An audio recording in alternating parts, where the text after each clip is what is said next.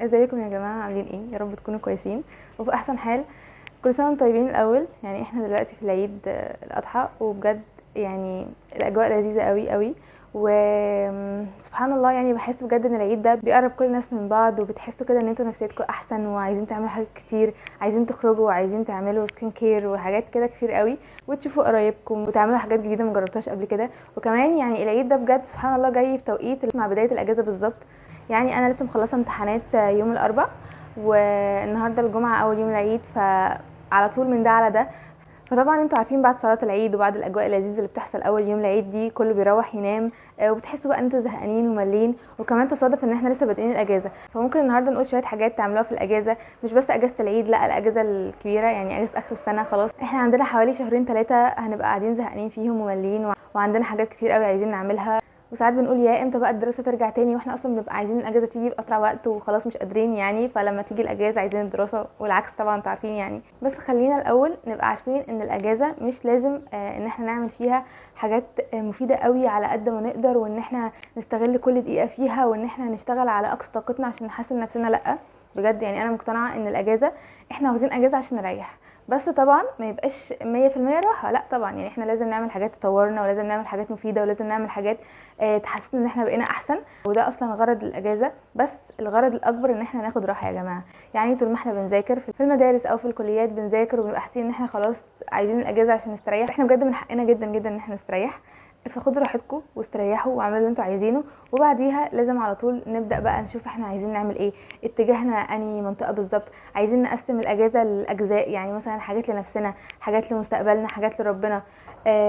في حاجات كتير قوي في دماغنا بنبقى عايزين نعملها. فاحنا النهارده هنقول شويه افكار كده نستغل بيها الاجازه على قد ما نقدر، وان شاء الله تعجبكم. فاول حاجه بعد بقى ما خلاص ريحنا وخدنا القسط الكافي من الراحه، وان احنا بقينا احسن وخلاص دماغنا ريحت شويه من المذاكره ومن الامتحانات، بعديها اول حاجه انا شايفه ان هي حاجه مهمه قوي، ان احنا نبدا نشوف عايزين ايه بالظبط. يعني مثلا لو احنا في كليه، فاحنا ناويين خلاص نتخصص في حاجه معينه او كده، فنبدا نشوف كورسات ليها، نبدا نشوف حاجات ليها علاقه بمجالنا اكتر، عشان نتطور اكتر في الاجازه ونحسن من نفسنا عشان لما تيجي الدراسه. وخصوصا مثلا لو هي اخر سنه للكليه او كده، فاحنا بنبقى متشتتين شويه، مش عارفين ايه بالظبط نعمله. فده شايفه ان هو احسن وقت ان احنا نمسك كده ورقه وقلم، ونقول ان احنا خلاص احنا ناويين نتخصص في القسم ده، او ان احنا مثلا ناويين نشتغل في المجال ده.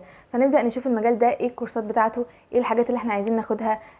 مش لازم ابدا ابدا كورسات بفلوس كتير قوي ونروح ندفع فلوس كتير قوي فيها، لا خالص بجد. في كورسات كتير قوي دلوقتي لذيذه، بتبقى اسعارها جميله جدا. وحتى اصلا بتبقى في كورسات من غير فلوس، بتبقى كورسات كتير قوي سواء على اليوتيوب او مثلا مواقع معينه. فاحنا لازم نعمل سيرش على المواقع دي كلها، ونشوف احنا ايه احسن مصدر نقدر ناخد منه المعلومه شبه كامله يعني، بس ان انتوا توصلوا لاكتر مكان يديكوا المعلومه بالشكل الكافي. والصراحه يا جماعه هو اصلا اي كورس مش هيديكوا المعلومه كامله، لازم يبقى فيه جزء انتوا بتعملوا سيرش بنفسكم عشان توصلوا لاحسن معلومه واكمل معلومه. مفيش كورس حتى لو دفعتوا فيه فلوس كتير قوي، مفيش كورس هيديكوا المعلومه كامله. انتوا لازم بجد تبداوا تدوروا انتوا بنفسكم، عشان ساعتها انتوا بتبقوا عارفين بالظبط انتوا عايزين ايه، تبقوا عايزين المعلومه بشكل عامل ازاي، فتقدروا توصلوها بنفسكم. فبجد انا شايفه ان حاجه مناسبه جدا جدا وفرصه كبيره قوي ان انتوا تبداوا فيها من دلوقتي وما تاخروهاش ثانيه، ان انتوا فعلا تاخدوا الكورسات اللي انتوا عايزينها. وعلى فكره مش كل الكورسات لازم تبقى في المجال بتاعكم، زي ما انا ما قلت لكم من شويه، لا انتوا ممكن تاخدوا كورسات في اي حاجه انتوا عايزينها، سواء مثلا حاجه ليها علاقه بالفاشن، حاجه ليها علاقه بالطبخ. بالمناسبه بجد الطبخ حاجه حلوه قوي قوي ولذيذه، وبتطلعوا فيها طاقتكم. مثلا يوجا مثلا، زومبا مثلا، اي حاجه انتوا بجد عايزين تعملوها تاخدوا فيها كورس، او مثلا كورسات رسم. حاجات كتير قوي ممكن ان انتوا تاخدوها، مش بس كورسات اللي هي تبع المجال او تبع التخصص بتاعكم او المستقبل بتاعكم، لا انتوا ممكن تاخدوا الجزء ده طبعا مهم قوي، وبرده الجزء التاني ان انتوا ترفعوا على نفسكم، سواء بكورسات رسم او سواء بحاجات فاني لذيذه انتوا عايزين تتعلموها. بجد مش عيب ابدا، وما تحطوش حمل على نفسكم ان انتوا لا، زي ما قلت لكم من شويه، ان انتوا تستغلوا الاجازه 100% على الحاجات العلميه. ده مش صح ابدا، وهتيجوا في النص تزهقوا ومش هتعرفوا تكملوا، وهتكون الاجازه بجد ضاعت في الهوا كده يعني. فخدوا وقت بجد لنفسيتكم وان انتوا ترفهوا عن نفسكم. تاني حاجه انا شايفه ان هي مهمه قوي قوي قوي قوي لاقصى درجه، بجد خلوا كده في ما بينكم وما بين ربنا حاجه ما بتتقطعش. يعني مثلا لو انتوا مش كويسين في الصلاه، يعني دي فرصه ذهبيه بجد ان احنا نبقى قاعدين في البيت والوقت طويل والوقت معانا، ان احنا نحافظ على الصلوات في ميعادها. بجد يعني انا بحاول اعمل كده، فان شاء الله ان احنا نقدر نلتزم في الاجازه دي ونبقى طالعين من الاجازه كل الصلوات في ميعادها وكل حاجه في ميعادها. وبرده حاجه كمان ان احنا نحاول نحفظ قران. يعني دي حاجه انا نفسي فيها من فتره كبيره قوي، وان شاء الله ان شاء الله نعملها في الاجازه دي. حاولوا مثلا تشتركوا مع حد بيكون بيحفظ القران، بيعلمكم تفسير، لان الموضوع ده بجد يا جماعه مش متخيلين مهم ازاي. فبجد خلوا في الاجازه دي جزء ليه علاقه بربنا، وان انتوا تبقوا مواظبين عليه ومنتظمين عليه، عشان لما يجي الدراسه يبقى الموضوع بقى سهل عليكم وخفيف، وانتوا اصلا تكونوا اتعودتوا عليه من الاجازه. تالت حاجه زي ما قلت لكم من شويه الطبخ. يعني انا بحس زي ما قلت لكم ان الطبخ ده بجد سبحان الله بيغير المود، وتحسوا بقى ان انتوا شاطرين لو عملتوا الحاجه وبجد نجحت معاكم وطلعت بشكل لذيذ، بتحسوا ان انتوا الله يعني ايه اللذاذه دي، وبتبقوا عايزين بقى تجربوا حاجات اكتر. فخلوا مثلا ان انتوا كل يوم، او بلاش كل يوم لو الموضوع تقيل عليكم، كل يومين او مثلا مره في الاسبوع ان انتوا تتعلموا وصفه جديده وطبخه جديده، وتبقوا ماشيين على مقاديرها بالظبط عشان تطلع معاكم بطريقه لذيذه وصوروها. يعني انا مثلا بحب قوي قوي اصور الحاجه اللي انا بعملها بجد. يعني انا كل حاجه بعملها لازم اصورها سناب شات، والستريك بقى طبعا انتوا عارفين الكلام ده، يعني لذيذ قوي الموضوع ده ان انتوا توثقوا كل حاجه، دي حاجه لذيذه قوي. فبجد اعملوا كده وشاركوها مع صحابكم، ولو عندكم مثلا جروب العيله على الواتساب شاركوها معايا، هيقعدوا يتريقوا عليكم مثلا لو هي ما طلعتش كويسه قوي، هيقعدوا يتريقوا عليكم شويه وبتاع كده، بس تبقى اجواء لذيذه قوي بجد. يعني في دلوقتي ابلكيشنز كتير قوي بتبقى ممكن تقدروا ان انتوا تنزلوها على الموبايل، بتبقى ليها علاقه بالوصفات والاكلات، وبيديكوا بجد يعني كميه وصفات رهيبه. مش اللي هو هتشيلوا هم ان انتوا تدوروا على الوصفه وان انتوا عايزين بقى ايه وتلاقوه او لا، لا بجد الابلكيشنز دي بتبقى عليها كل حاجه انتوا عايزين تعملوها، حوادق وحلويات وكل حاجه. فبجد يعني اعملوا كده، وانا كمان هعمل كده في الاجازه. وممكن الفيديوز الجايه ابقى اوريكم كده كل بدايه فيديو من حاجه انا عملتها اصورها لكم وتقولوا لي رايكم فيها ايه. فبجد يا جماعه اطبخوا، الطبخ لذيذ قوي وبيطلع الطاقه اللي جواكم في حاجه مفيده. خامس حاجه بقى وهي ليها علاقه بنفسكم، ان انتوا تهتموا بنفسكم شويه، مثلا تعملوا سكين كير، هير كير، تبداوا تشوفوا تنسيقات اللبس. يعني الموضوع ده لذيذ قوي قوي بجد، اللي هو فكره ان انتوا تبقوا في دماغكم كده افكار كتير عايزين تظبطوها ازاي وتعرفوا تعملوا ده. انتوا حتى هتحسوا ان انتوا بداتوا تثقوا في نفسكم قوي لو بجد لبسكم بدا يتحسن، وتعملوا الستايلات اللي في دماغكم اللي احنا بنشوفها مثلا على بنترست، وتبقى حاجات لذيذه قوي ان انتوا تعملوا فيها مجهود. يعني الموضوع ده مش بيجي كده من تلقاء نفسه، اللي هو انا بعرف يا اما بعرف انسق يا اما لا، لا بجد الموضوع بيبقى بسبب ان انتي بتشوفي حاجات كتير قوي، بتشوفي صور كتير، وبتشوفي ستايلز وموديلات كتير قوي، فتبداي تقلديها، مره تنفع معاكي ومره ما تنفعش، المره الجايه تحسنيها اكتر. وبجد الموضوع ده من اول ما عملته فرق معايا قوي. يعني مثلا انا في الاول لما كنت بنزل اشتري حاجات كنت بحس اللي هو ايه، انا ممكن اشتري حاجات عشوائيه او حاجات ما تلاقيش على بعض قوي، او حاجات تتلبس كده لوحدها ما ينفعش انسقها على اي حاجه تانية. بس من اول ما بدات احط في دماغي الموضوع ده، واللي هو فعلا اهتم ولا انا عايزه اخلي الحاجات بشكل معين بالوان معينه تليق مع بعض، الموضوع فرق معايا قوي وانا نازله اشتري الحاجه، ان انا فعلا عيني تيجي على القطع او عيني تيجي على الحاجات اللي انا فعلا هستفاد بيها باكتر من طريقه، وسبحان الله بتبقى لايقه بقى على بعض قوي عن الاول بكتير. وده كله بسبب زي ما قلت لكم ان انتوا بتتفرجوا على صور كتير قوي. الموضوع مش بيجي من مره واحده، مش اللي هو لا انا ما بعرفش انسق يبقى انا خلاص ذوقي مش حلو، لا بجد الموضوع ممكن يبقى ذوقك اللي هو انت ما تبقيش مقتنعه بيه خالص، ومره واحده يبقى تحفه بجد، بسبب ان انت بتبقي شايفه صور كتير وتتدربي كتير وتطلعي الحاجات اللي في دولابك وتبداي تعمليها وترتبيها تاني. فالموضوع ده بجد بيفرق قوي قوي وبيحسن النفسيه بطريقه مش متخيلينها. فبجد خلوا جزء لنفسكم، بشرتكم، شعركم، اهتمامكم بنفسكم، ده بيفرق قوي قوي في النفسيه فعلا. وزي ما قلت لكم الاجازه فترتها طويله، فان انتوا تحطوا كل حاجه بقولها النهارده تحطوها في الروتين بتاعكم فعلا وتمشوا فيها مده الاجازه اللي هي شهرين او 3، دي هتفرق قوي قوي، وبعد كده هتبقى عاده بالنسبه لكم وخلاص، بعد كده بجد مش هتقدروا ان انتوا تستغنوا عنها.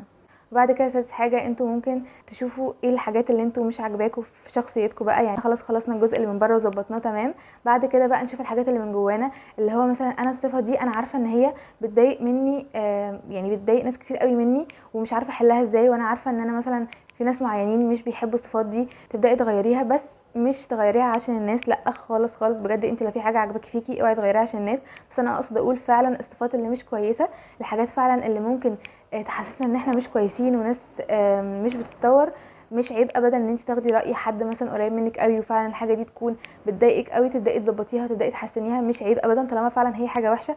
بس لو حاجه حلوه وحاجه متاكدين ان هي عاجباكوا فيكوا، اوعوا بجد يا جماعه تغيروها عشان اي حد، لا خالص بجد.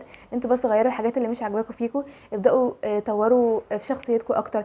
يعني مثلا لو عندكم فكره معينه حاسين ان الفكره دي قديمه او ان هي فكره مش مناسبه معاكم، ابداوا طوروها وابداوا شوفوا الافكار الجديده وشوفوا الناس بتتكلم ازاي، شوفوا الناس بتتصرف ازاي في المواقف المعينه. مثلا ممكن ان انتوا تدربوا على حاجه حلوه قوي، ان انتوا تعملوا برزنتيشن، دي حاجه تحفه بجد وخطيره. افتحوا فيديوز كتير عن ان هو ازاي اقدم برزنتيشن كويس، وابداوا قلدوه، واعملوا مثلا تون معين لصوتكم. ظبطوا كل الحاجات دي يا جماعه، بجد بتفرق قوي قوي في الشخصيه، وبتفرق في طريقه كلامكم قدام الناس فعلا، وبتفرق في الصوره اللي الناس بتشوفكم فيها. سواء انتوا مثلا ايه، بتبقوا قاعدين مش متفاعلين قوي، بتبقوا قاعدين مش حاسين ان انتوا واثقين في نفسكم قوي، وفعلا بسبب الموضوع ان انتوا مش عارفين تتكلموا قدام الناس ده. لا، حاولوا بجد تظبطوا الموضوع ده، بجد يا جماعه بيفرق بطريقه انتوا مش متخيلينها. بعد كده ممكن ان انتوا تبداوا تنزلوا اماكن ما كنتوش بتنزلوها قبل كده. مثلا لو عندكم نادي قريب منكم، انزلوا النادي، ابداوا تعرفوا على ناس جديده، ابداوا كونوا اصحاب.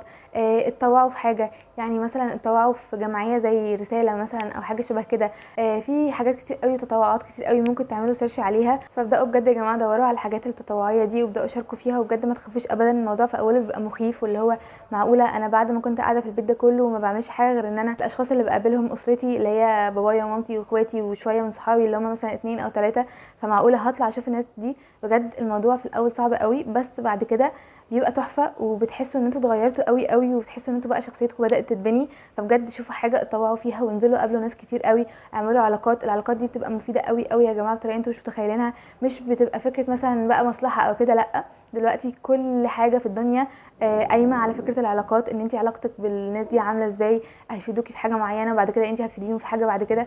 بجد الموضوع ده بيفرق قوي قوي يا جماعه في حياتكم، في الفرص اللي بتجيلكم كمان، ان انتوا تعملوا كده وتقابلوا ناس جديده. يا جماعه بجد الموضوع تحفه فوق ما تتخيلوا. بعد كده حاجه كمان، ممكن ان انتوا تبقوا مثلا كل يوم او يوم ويوم على حسب انتوا شخصيتكم حابه ايه، ان انتوا تقابلوا صحابكم وتبداوا تجربوا حاجات جديده ما جربتوهاش. يعني مثلا تنزلوا تروحوا مثلا تزرعوا.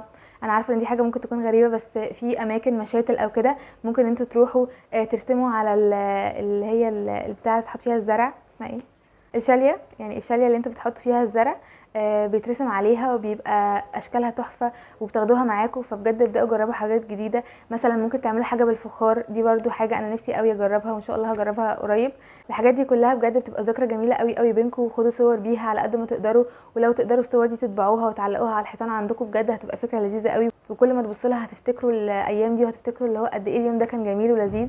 فبجد اعملوا كده، ده بيغير من النفسيه قوي. جربوا حاجات جديده بجد على قد ما تقدروا، وما تزهقوش ابدا. كل شويه جربوا حاجات جديده، التجارب دي بتطور قوي من شخصيتكم، وبتحسن نفسيتكم، وبتحسوا بقى ان انتوا دايما في حاجات مختلفه، ودايما في حاجات جديده.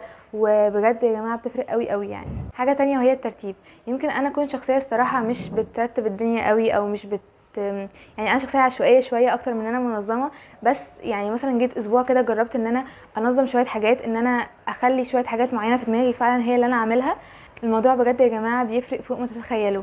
انتوا ممكن تستمروا عليها فتره، وتيجوا فتره تهملوا، بعد كده ترجعوا تاني، مش مشكله ابدا. بس مهم ان انتوا فعلا تعملوها وتخلوها في حياتكم بشكل شبه منتظم. حتى في الاول مش لازم بشكل منتظم 100%، يعني ان انتوا ترتبوا الحاجه اللي حواليكم، ان انتوا مثلا تاخدوا شاور كل يوم. بجد الموضوع ده انا لما جربته بيفرق قوي قوي يا جماعه بطريقه انتوا مش متخيلينها. وتحسوا ان انتوا دايما فريش كده، ودايما كده فاهمه اللي هو نشاط وحيويه كده رهيبه الصراحه. فبجد حاولوا تجربوا الموضوع ده، ومش هتلاقوا بجد احسن من الاجازه ان انتوا تجربوا فيها الموضوع ده، عشان تبقوا صاحيين بقى، ما عندكوش دروس مثلا، ما عندكوش كورسات، ما عندكوش كليه، ما عندكوش سكاشن ومحاضرات ولا اي حاجه، وبتبقوا مستعجلين طبعا، وان احنا بنصحى متاخر بقى وبننزل متاخر والكلام ده. لا، بجد بتبقوا صاحيين عندكم وقت فاضي كتير، فتقدروا تعملوا الحاجات دي زي ما انتوا عايزين. وبعد كده حاجه تانية وهي جورنالينج. بجد الموضوع ده بيفرق بطريقه انتوا مش متخيلينها، ان انتوا تكتبوا كل حاجه في دماغكم، وتكتبوا الافكار كلها، تكتبوا اصلا حتى الحاجات اللي انا بقولها دي، اللي انتوا عايزين مثلا تعملوا ايه في الاجازه، الافكار اللي عجبتكم من الفيديو ده تبداوا تاخدوها وتكتبوها.